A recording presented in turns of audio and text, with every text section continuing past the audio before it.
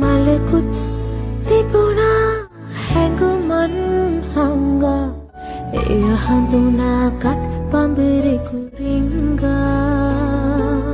වැකුණු යනේ දොරගුළු බින්දා ප්‍රේම රසයි රසයි රසින් හන්දා. Thank you Nirmal Hotel. Highly recommend කරනවා ඔයාලට බෙඩ් එකක් ගන්න. නියම හොටෙල් එකක්.